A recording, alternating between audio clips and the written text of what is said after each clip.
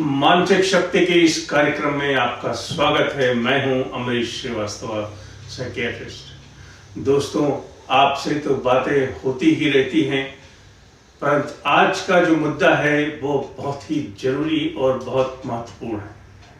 मसला यह है कि हम अपने छात्रों में, यूनिवर्सिटीज में, कॉलेजेस में किस तरह वो कॉन्फिडेंस जगाएं, वो उत्साह लाएं कि वो अपने मन की सारी बातें आकर किसी न किसी चाहने वालों के सामने कह सके।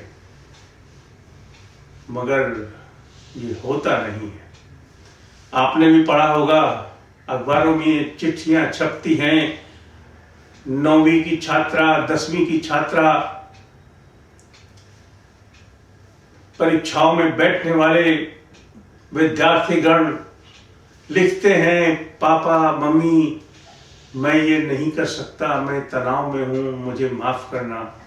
और हम अगले दिन उनकी लाश अपने सामने पाते हैं। ये माजरा क्या है, ये समाज क्या है, ये व्यवस्था क्या है, ये लोग क्या हैं, सोचने की आवश्यकता है। तकलीफें हैं, संभावनाएं हैं, मगर संवाद ना कर पाना यही एक सबसे बड़ी उलझन है। तो हम बातें करेंगे मानसिक स्वास्थ्य के बारे में। प्रश्न पहला यह है कि क्या ये सारी समस्याएं मनोवैज्ञानिक हैं या समाज की रचना से उत्पन्न हुई? हो सकता है समस्याएं जरूर समाज की रचना से उत्पन्न होती हैं, परंतु उनका असर जो हम पर दिखाई पड़ता है वो मनोवैज्ञानिक तनाव के रूप में होता है। ऐसी कोई व्यवस्था या ऐसी कोई अवस्था नहीं है जिसका पहला लक्षण चिंता के रूप में सामने ना आया हो। पहले चिंता आती है, फिर चिंतन के रूप में हम डूब जाते हैं, और उदासी, निराशा, और फिर तो जाने क्या क्या।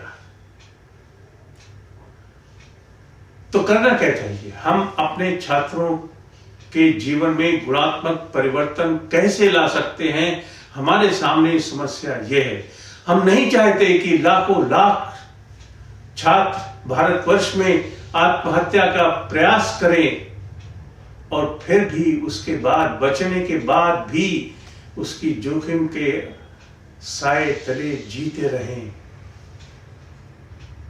आप सफल हों, आप सफल ना हो, कोई फर्क नहीं पड़ता। आप कितने खुश रहते हैं, कितना सार्थक जीवन जीते हैं, मसला यहां पे है। मगर ये हमें बताएगा कौन? क्या ये हमारी किताबों में लिखा है? क्या ये हमारी अध्यापन की करिकुलम में बताया गया है कि हमारे जीवन का ध्येय क्या होना चाहिए, हमारा रास्ता क्या होना चाहिए? मैं मानता हूं इंसान को मेहनत करनी चाहिए, इंसान को हठ धर्मी होना चाहिए, जो चाहा वो पाना चाहिए, परंतु ऐसे कितने लोग हैं जो चाहते हैं वो पा लेते हैं? सिर्फ 4%। बाकी का क्या? उन्हें जान देकर तो नहीं मरना चाहिए। उन्हें भी स्वाभिमान से जीने का अधिकार है, और उन्हें भी वे अध्यापक, अभिभावक चाहिए जो विश्वास से उन्हें सुन सके, उनकी समस्याओं को समझ सके, उन्हें रास्ता दिखा सके। हम ये क्यों समझते हैं कि हमारा युवा वर्ग उलझ गया है? भारतवर्ष का समाज तो हमेशा से ऐसा ही रहा है, जहां अपने आप को सिद्ध करना पड़ता है। हर स्वयंवर में किसी न किसी धनुष को तोड़ना पड़ता है। हमने शिक्षा वहीं से ली है, और इसलिए मान्यताएं तो वही रहेंगी, मगर जीवन आपका है, ये मन आपका है, शरीर आपका है, चिंतन आपका है। ये आपको सोचना है कि आप कैसे जिएंगे, आने वाला जीवन कैसे निर्वाह करेंगे, आप चाहते क्या हैं, आप सोचते क्या हैं। आपका रास्ता क्या है? क्या आप चाहेंगे कि आप इस तरह जिए जिसमें उदासी, निराशा, भूख न लगना, नींद समाप्त हो जाना, ये सब निहित हो? या आप ऐसा चाहेंगे कि आप अपनी बच्ची को लेकर शाम को 5 बजे किसी बगीचे में जाएं, वहाँ उसे सिखाएं कि फूलों की पंखुड़ियाँ क्या होती हैं, खुशबू क्या होती है, रंग क्या होता है, वातावरण क्या होता है? आप क्या चाहते हैं? प्रश्न आपसे है, आपको निश्चित करना है। समाज को तो जटिल बना दिया गया है और समाज में ऐसी कोई व्यवस्था नहीं जिससे हम कह सकें कि मानसिक बीमारियां नहीं होंगी। यहां सारे तत्व वो मौजूद हैं जो चीख चीख कर कह रहे हैं कि हमारे बच्चों में 15-16% मानसिक रूप से बीमार हो जाएंगे। ये भारतवर्ष के, भारत सरकार के रिसर्च का निष्कर्ष। यहां लाखों करोड़ों लोग मानसिक बीमारियों से प्रभावित हैं। हम उन्हें इलाज नहीं दे पा रहे हैं। हमारा दायित्व है कि हमारे बच्चे मानसिक बीमारियों के रास्ते पर न जाएं। उन्हें यह शिक्षा दी जाए कि अपने मन को सकारात्मकता की तरफ कैसे मोड़ो, कैसे उन रास्तों पर जियो जहां रंग और खुशबू का मेल हो, तनाव ना हो। कैसे पहचानेंगे आप? तो पहला काम यह है कि मानसिक बीमारियों या मानसिक समस्याओं को जो कलंक के रूप में देखा गया है, उससे छुटकारा लेना है। जब तक हम कलंक की सीमाओं को लांघेंगे नहीं, तब तक हम अपने परिवार में ये बात नहीं कर सकेंगे कि मैं आज उदास हूं, मुझे तकलीफ है, मुझे तकलीफ हो रही है, या मैं बात करना चाहता हूं, please try to listen to मी।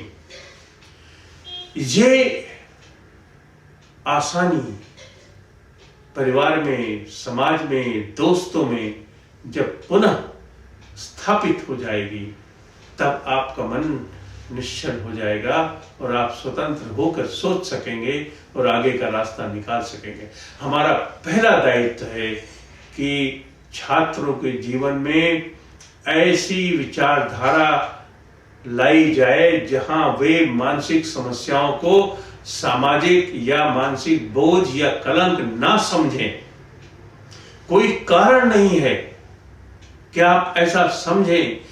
कोई वैज्ञानिक तथ्य इस तरफ ध्यान नहीं दिलाता है।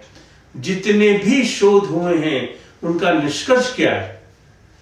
70-75% लोग एकदम अच्छे हो जाते हैं। जो थोड़ा कम अच्छे होते हैं वो थोड़ी कम तरह की जिंदगी जीते हैं, मगर जीते हैं। मगर और बीमारियों में क्या होता है? कैंसर में क्या होता है? सिरोसिस में क्या होता है? या और किसी बीमारी में कितने लोग अच्छे हो जाते हैं? मानसिक बीमारियों का उपचार होने के बाद जो गुण प्राप्त होता है वह शारीरिक बीमारियों से कहीं अधिक मात्रा में होता है। आप जीवन में अच्छी तरह समाविष्ट हो सकते हैं यदि आप चाहें। जिम्मेदारी इस बात की है कि हर छात्रों के पुस्तकों के शुरू के पन्नों पर मानसिक स्वास्थ्य की व्यवस्था या मानसिक स्वास्थ्य की शिक्षा के बारे में लिखा होना चाहिए। हम चाहते हैं कि हमारे बच्चे इस दशा में हों कि वे पहचान सकें कि हाँ, आज मुझे तकलीफ हो रही है, आज का दिन मेरे लिए अच्छा नहीं है, इसलिए घर में सो जाना ज्यादा अच्छा है। गाड़ी लेकर हाईवे पे जाना अच्छा नहीं है क्योंकि वहां एक्सीडेंट हो सकता है। ये प्रतिभा आपकी विशेष प्रतिभा होगी जब आप अपने आप को पहचान सकेंगे, इंट्रोस्पेक्ट कर सकेंगे। देखते रहिए, हम इसी विषय पर बातें करेंगे मानसिक विज्ञान के बारे में। ये वो विषय है जो हमारी संस्था ने मतलब मानसिक शक्ति फाउंडेशन ने गढ़ा है। हम चाहते हैं जन जन में, स्कूल स्कूल में, छात्रों छात्रों में इस विषय की चर्चा हो, बातें हो, एक विमर्श पैदा हो। मैं चाहता हूं कि मानसिक स्वास्थ्य का विशेषज्ञ होने के नाते क्या मैं कोई गुणात्मक परिवर्तन आपके जीवन में ला सकता हूं? हम बातें करते रहेंगे।